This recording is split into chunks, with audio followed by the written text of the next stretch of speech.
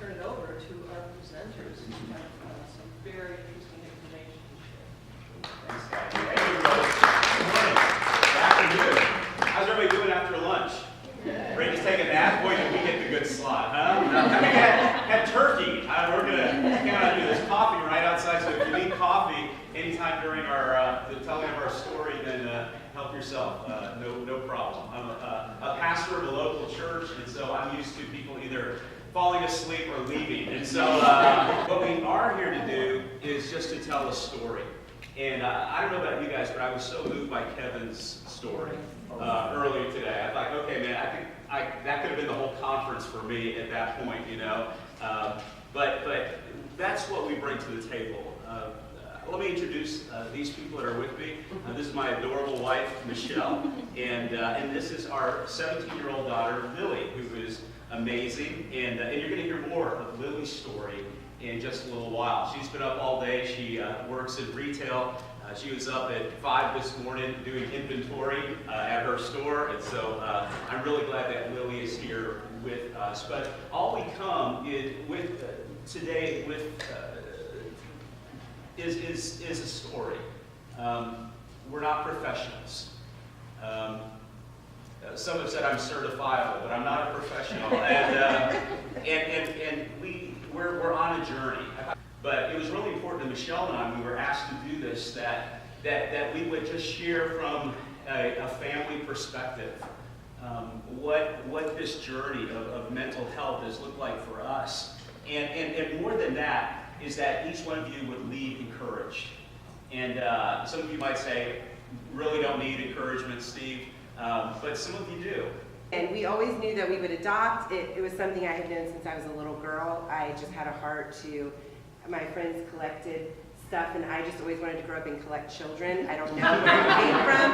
I wanted all nationalities, all ethnicities. It's just something I always knew that was on our radar. And so foster care and adoption, or whether it's mental health, challenges or struggles, but we normally don't share on such a public platform. So when you are depressed, you are in a black tunnel and there's no light at the other end of it.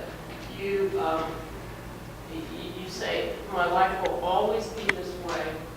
There is no hope. There's no way out. I don't see a way out. I'm dirt. I'm lower than a snake's belly.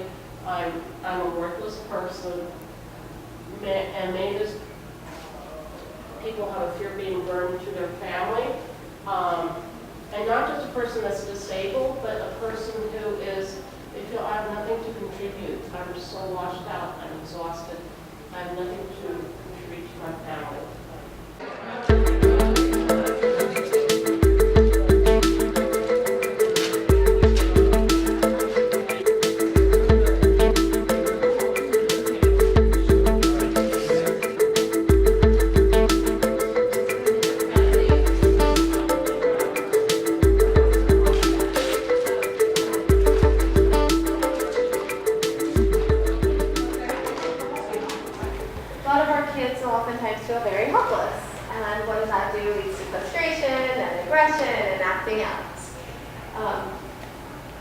What they have no control over is their choices sometimes of what's going to happen to them, of what needs to happen next, but they do have the power to express themselves in a very negative way by acting out.